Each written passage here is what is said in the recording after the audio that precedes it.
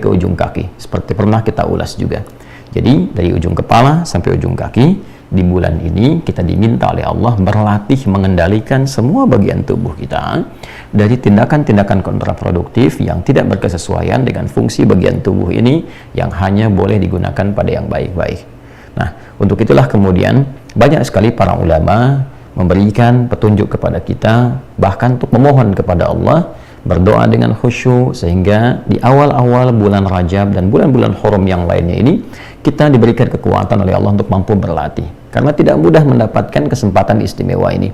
Ada beberapa hadis tentunya yang sampai kepada kita, walaupun memang ada sebagian sanad yang bermasalah, tapi isinya itu tidak bermasalah, isinya berkesesuaian, karena ini termasuk fadailul a'mal, keutamaan amal, maka tidak ada persoalan untuk mengamalkannya sepanjang tidak bertentangan dengan nilai-nilai yang sahih, baik terkandung dalam Al-Quran ataupun hadis-hadis Nabi Muhammad SAW yang sahih. Jadi problemnya kita harus bisa bedakan mana sanad, mana matan, dan kita mesti bedakan mana ini bagian yang pokok, mana hanya sebatas keutamaan-keutamaan, disebut dengan fadailul a'mal. Nah, ulama-ulama hadis bersepakat dalam fadailul a'mal yang tidak terkait dengan ibadah-ibadah pokok seperti sholat misalnya, kan? Seperti apalagi bab tauhid, ya, dan hal-hal yang pokok yang lainnya, maka keutamaan-keutamaan amal ini boleh diamalkan sepanjang isinya tidak bertentangan dengan nilai-nilai Al-Quran dan hadis, yang Al-Quran sudah pasti sahih dan hadis pun yang sahih disepakati kesahihannya oleh para ulama-ulama hadis. Apa di antara hadis yang populer itu yang sampai kepada kita, yang bahkan para imam-imam yang terdahulu sampai yang kontemporer meriwayatkan hadis-hadis itu, termasuk Al-Imam As-Suyuti misalnya. Selain Imam As-Suyuti ada Ahmad Syakir rahimahullah, ada juga siapa? Syu'aib Al-Arnaud rahimahullah, dia, dan beberapa di antara imam-imam yang lain meriwayatkan hadis yang dimaksudkan.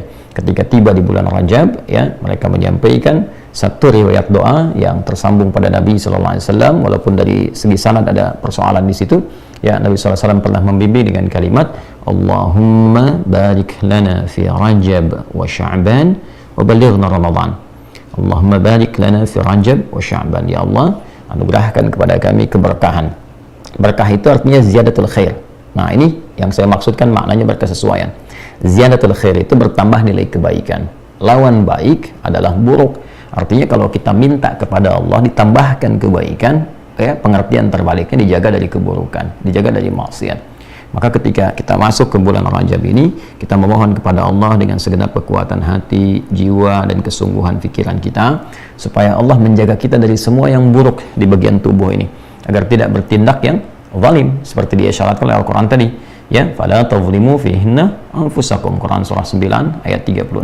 Jangan berbuat sesuatu yang menyimpang, berbuat zalim, berbuat yang buruk, lawan buruk baik.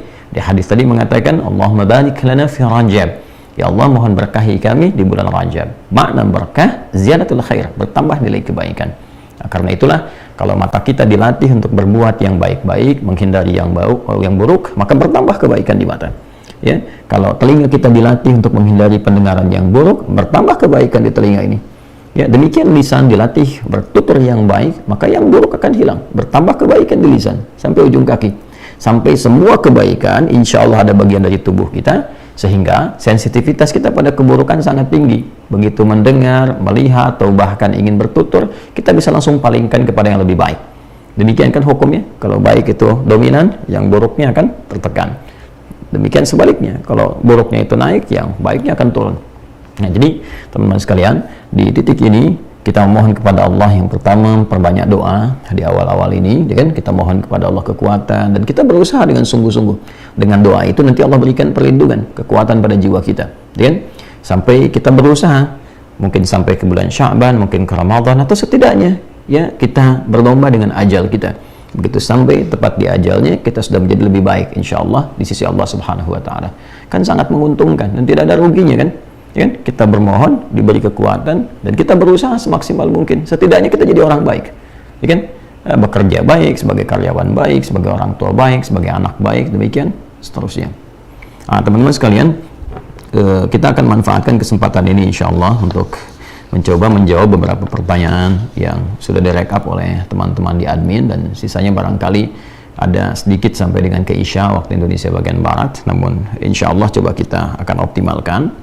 Dan sekali lagi saya ingatkan teman-teman yang terhubung dengan Mira, sudah mulai aktifkan akunnya ya, karena insya Allah besok subuh kita akan mulai belajar lagi ya. Mungkin saya akan coba apakah kita melanjutkan dulu materi yang terdahulu pernah kita bahas, atau nanti kita akan coba siapkan kurikulum persiapan mungkin khusus ke Rajab ya. Nanti kemudian Sya'ban, nanti di Sya'ban kita belajar tentang Ramadan, sehingga insya Allah saat masuk bulan Ramadan tinggal beramal ya, tinggal ibadah, dan kita tidak menyibukkan kembali dengan mempersiapkan lagi kan, rasanya kurang sesuai kalau sudah tiba di waktunya kita masih belajar bagaimana menunaikan ibadah itu ya. Sebelum waktunya kita pelajari, di waktunya kita amalkan, walaupun di waktunya nanti kita bisa banyak menambah pengetahuan yang sudah bukan basic lagi ya, bukan tentang bagaimana tarawih berapa rakaatnya lagi, tentang buka, tentang apa yang membatalkan, itu harus sudah selesai sebelum kita menunaikan Ramadannya. Baiklah teman-teman, bismillahirrahmanirrahim, kita coba lihat. Bismillahirrahmanirrahim, ada pertanyaan dari akun Flower Hijrah. Ustadz mau bertanya, apakah diterima sholat dan ibadah orang yang suka memfitnah, mengadu domba orang lain, hingga kedua orang yang diadu domba tadi bertengkar dan memutus silaturahim? Inna lillahi wa inna ilaihi raji'un. Dan waliyadzubillah, kita berlindung kepada Allah subhanahu wa ta'ala dari sifat-sifat fitnah dan adu domba. Ini bahaya. Ini bahaya sekali. Bahkan Nabi tegas, Nabi SAW tegas menyampaikan dalam salah satu hadis, dan hadisnya sahih, hati-hati, la yadkhulul jannata qattatun, atau kama qala Rasulullah SAW. Orang-orang yang suka memfitnah, qattat itu suka memfitnah, jadi dia menggunakan waktunya untuk provokasi orang ya. Qattat itu bisa diilustrasikan gini, dia sama maknanya dengan namam ya, sehingga nanti ada hadis lain pun yang menerangkan dengan istilah namam ya. Nanti hadisnya menyatu dengan ketika disebutkan khiyar ya, dari salah satu hadis yang sangat populer, dan periwayatnya perempuan ya, periwayatnya perempuan. Nah, ini sangat menarik sekali ya, beliau mendengar langsung dari Nabi SAW.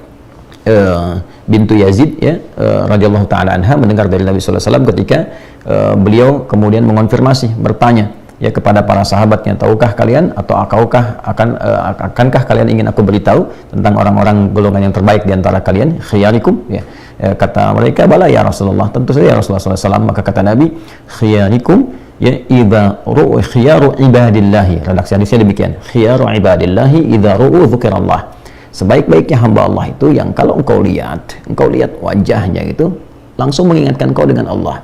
Jadi begitu memandangnya ingat Allah, ingat ibadah, ingat ketaatan dan sebagainya, itu orang baik ya, dalam kategori Nabi SAW. Dan juga pernah saya rinci di beberapa kesempatan tentang hal ini ya, sampai beberapa ulama bahkan kalau sedang turun ingin semangat lagi, kadang hanya memandang teman yang lain atau orang-orang soleh yang bisa dicari, datang ke majlisnya untuk melihat, pulang lagi semangat lagi ya. Nah, sebaliknya terusannya nanti akan ditemukan wasyarari ibadillahi an-namam au qattat. Dan seburuk-buruknya hamba-hamba Allah itu adalah orang-orang yang suka mengadu domba, suka fitnah dan qattat. Jadi kalau namam itu teman-teman sekalian, itu secara frontalnya, ya kan? Bilang ke sini A, bilang ke sini B ya. Jadi keduanya kemudian diadukan sehingga berselisih, sehingga terpecah belah dan sebagainya. Nah, qattat ini menunjuk kepada intensitasnya, aktivitasnya. Jadi gemar datang ke sini diadu, dia diberikan informasi yang salah. Kemudian dengan yang si B demikian supaya bertengkar dan dia nyaman dengan itu. Nah, ini bahaya sekali. Nah, Nabi tegas langsung mengatakan dengan dua hal tadi ya. Yang pertama, ini seburuk-buruknya yang mengaku hamba Allah. Jadi ada kesan di sini bahwa ini pelakunya pun Anda terkesan ada yang memang kalau namam itu langsung mengadu domba ya, mengadu, tapi ada juga ketika menyebutkan redaksi ibad, ini akan kelihatan seperti orang baik gitu. Jadi mungkin dia masuk masjid, mungkin dia kelihatan sholat berjamaah, tapi perilakunya kadang-kadang datang di syarah hadisnya itu datang kadang ke tempat yang lain, orang-orang yang mungkin sedang berkumpul datang ke situ, dibisikkan sesuatu ya, dibuat seakan-akan nanti jadi terpecah, berpandangan kepada si B jelek, demikian kepada yang lainnya. Jadi ada namam ya, pelaku namimah, ada qattat ya, dan redaksinya menyebutkan salah satunya adalah syirar ibad. Jadi ketika disebutkan syirar ibad menunjukkan kesan bahwa dia seperti melakukan ibadah, tapi di balik itu dia berbuat sesuatu yang sangat berbahaya. Sisi lain ada yang memang gak kelihatan ibadah, dia nggak sholat ya, dia nggak baca Quran, nggak apa, tapi kerjaannya senang adu domba juga ya, kerjanya sedang fitnah ya, seperti yang bisa kita lihat misalnya sekarang banyak di media sosial dan sebagainya. Belum tentu yang punya akun-akun itu akun yang benar, belum tentu juga orang yang sholat ya, bikin hoax sana sini supaya orang berkelahi Ya, kadang-kadang dia potong ceramah ini, potong ceramah itu untuk diadu dan sebagainya. Ini sama namam itu. Ya, tapi ada juga yang fisikal, secara offline dia. Jadi ada online, ada offline. Datang ke sini, datang ke situ, kasih informasi yang buruk supaya orang nggak suka dan bertentangan, berkelahi dan sebagainya. Nah, itu disebut oleh Nabi sallallahu alaihi wasallam, la yadkhulul jannata qattatun. Ya, orang-orang yang senang mengadu domba, memfitnah, ya tidak akan masuk surga. Ya, ini ketika disebutkan kalimat ini adalah kalimat kewaspadaan. Ya, bukan kalimat-kalimat kita supaya menuduh si fulan tidak. Tapi kalimat kewaspadaan, kalau ada yang seperti itu, ya kita minimal berikan pengajaran atau berikan doa, gitu kan, supaya orang itu berhenti, ya, supaya orang itu mendapatkan hidayah. Ya, kemudian juga berikan cara-cara yang baik untuk mengingatkan dengan cara-cara yang elok, gitu kan. Nah, kemudian yang kedua juga yang paling penting, orang-orang yang merasa berbuat demikian segera sadar dengan hadis itu. Artinya diminta untuk bertobat. Ya, jangan memvonis diri, wah ini saya nih, ini begini nih. Nah, tidak juga. Ya, segera ingatkan diri, bertobat dari itu dan perbaiki. Nah, ini repotnya pengadu domba ini, repotnya begini, kalau dia memprovokasi si fulan ke si fulan, repotnya ketika seseorang ini mulai baik dengan satu pihak, dia nggak bisa menarik yang lainnya lagi. Ini yang paling berbahaya. Ya, ini si A misalnya, kemudian berbuat buruk kepada si B dengan cara apa? Memberikan informasi yang buruk kepada siapa? Si C, si D, si F dan sebagainya. Nah, sementara yang repot ketika si A ini mulai baik dengan si B, dia nggak bisa menarik lagi nanti, atau tidak mudah menarik kepada si C, si D, si E, si F yang telah disebarkan informasi yang buruk itu. Itu yang paling berbahaya. Ya, itu yang paling berbahaya. Nah, yang agak repot itu yang demikian, sehingga menyebar banyak dosanya, dibicarakan satu dengan yang lainnya, dan menjadi dosa yang terus terakumulasi. Ini yang menyebabkan seseorang sulit sekali mengimbangi amal soleh yang dia kerjakan. Ya, kan di hadis Muslim jelaskan riwayat Abu Hurairah radhiyallahu taala anhu, ketika seseorang itu sholat mencela orang lain, ya, wa syatama hadza, mencela orang lain, pahala sholatnya langsung ditimpakan kepada orang yang dicela itu. Nah, ini sekarang orang ini membuat fitnah ke banyak orang, ya, lewat banyak orang kepada si fulan A, sudah otomatis pahala dia pindah. Setelah dia sholat, dia fitnah, pindah pahalanya kepada yang difitnah, sedangkan dia nggak bisa nutupin yang lainnya yang telah diprovokasi itu yang paling bahaya. Ya, karena itu kalau ada pertanyaan di sini, apakah sholatnya diterima? Pertama, Allahu a'lam bis-shawab dalam penerimaan itu. Ya, Allahu a'lam bis-shawab. Sekalipun misalnya diterima, tapi hadisnya menjelaskan ketika jatuh dia penerimaannya itu ditransfer kembali kepada orang yang difitnahnya. Ya, itu jelas hadisnya. Nabi SAW bertanya, tadruna al-muflis, tahukah kalian orang yang bangkrut itu? Ya, sahabat menjawab, ya, al-muflisu fina ya Rasulullah, ma la dirham lahu wa la mata'. Ya Rasulullah, menurut kami orang yang bangkrut itu orang yang sudah tidak punya uang satu sen pun, tak punya aset sedikit pun. Maka kata Nabi SAW, al-muflisu min ummati, ada orang yang mengaku umatku bangkrut di akhirat kelak. Ya'ti yawmal qiyamati bi shalatin, dia ternyata di dunianya kelihatan suka salat, wasiyamin, kelihatan puasa, kan, wa zakatin, mengeluarkan zakat, sedekah sama orang, kan. Kemudian yang terjadi apa? Oh ya, taqad syatama hadza, cuman sayang dia mencela juga orang lain. Wa qadhafa hadza, senang menuduh. Wa daraba hadza, senang berkelahi. Wa akala mala hadza, mengambil hak orang lain tanpa dibenarkan, tipu-tipu, gitu kan? Ya, kamuflase macam-macam, ngambil hak orang lain. Wa safaka dama hadza, puncaknya kemudian menebarkan darah, gitu kan? Menumpahkan darah. Ya, berbuat sesuatu yang sangat buruk sekali. Maka dari sini apa yang terjadi? Itu khadha hadza min hasanati wa hadza min hasanati. Kalau ada orang salat lalu berbuat fitnah misalnya, maka pahala sholatnya diambil, ditimpakan, diberikan kepada yang difitnah itu. Dia puasa, tapi juga dia menuduh, maka pahala puasanya diberikan pada yang dituduh itu. Nah, repotnya nanti gini, fa in faniyat hasanatuhu, kalau habis kebaikan, ini habis di kebaikan, karena ditutup pada yang tadi itu. Nggak ada lagi sisanya. Sementara ada keburukan yang menebar, tadi yang saya sampaikan, dia provokasi si fulan, si fulan, si fulan. Ke si ini aja belum selesai, tapi dosa yang ini udah menyebar.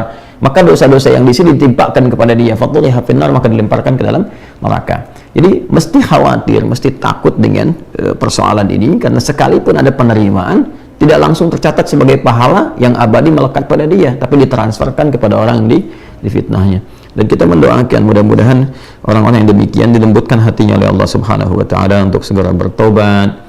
Kemudian juga kita minta perlindungan kepada Allah dari sifat-sifat demikian, sehingga tidak terjebak pada hal-hal yang dilarang oleh Al-Quran dan hadis-hadis Nabi Muhammad SAW. Dan yang paling bahaya terjebak pada sifat nifak, karena fitnah, adu domba, kemudian apalagi ini memutus silaturahim, itu juga diantara sifat-sifat yang mengantarkan kepada nifak. atau sifat-sifat pancaran dari sifat nifak, orangnya disebut dengan munafik. Kalau sudah munafik nanti ingkarnya lebih, apalagi ingkar kepada agama, hati-hati nih ya, sudah dia menjelek-jelekan Islam, sudah dia mengurangi nilai-nilai keislaman, sana sini menyebarkan keburukan, kemudian memfitnah, mengadu domba lagi. Nah itu resikonya bisa nggak disolatin tuh ya. Itu ada di Quran surah 9 At-Taubah ayat 84 ya. Hati-hati ya, wala tusalli ala hadim minhum mata abada, dan jangan engkau sekali-kali menyolatkan ya mereka itu yang wafat dalam keadaan kufur, karena nifaknya itu juga karena disebut di akhirnya dengan fasikun ya. Wala taqum ala qabri, jangan diantarkan kuburnya, jangan doa di atas kuburnya juga, itu bahaya sekali ya. Dan disamakan dengan perilaku kufur yang menyimpang, yang fasik. Mereka berperilaku yang ingkar, mereka juga fasik ya. Dan di surat An-Nur surah ke-24 di ayat ke-15 juga dikecam ya, dan ayat keempat juga dihindari persaksiannya, jangan dipercaya lagi. Di kata Quran tegas sekali, orang pemfitnah, nyebarkan hoax, orang yang suka provokasi, orang yang suka memecah belah, itu jangan didengar lagi ya, jangan didengar lagi, jangan dan bahasa Quran jelas, wala taqbalu, jangan terima tuh kesaksiannya ya, jangan dijadikan penasehat, jangan didengar nasihatnya, jangan disertai itu aktivitas pembicaraannya, itu sampai begitu. Dan diancam di ayat ke-15-nya itu dengan sesuatu yang besar ya, dengan sesuatu yang besar. Dia menganggap sesuatu itu ringan, seakan-akan biasa, kata Allah nilainya tinggi di hadapan Allah ya. Karena itu penting kita berlindung kepada Allah, kemudian juga kita mendoakan supaya orang-orang tidak terjebak dengan sifat-sifat demikian. Wallahu a'lam bissawab. Dan ini rasanya waktu terbaik ya di bulan ini untuk mengevaluasi diri, dan kita melihatnya dengan ain rahmah, dengan pandangan rahmat, dengan cahaya kebaikan. Artinya kalaupun ada seperti ini ya, kita melihat diri kita pribadi, evaluasi, dan kita mendoakan orang lain tidak terjebak dalam perbuatan ini. Itu poinnya gitu ya.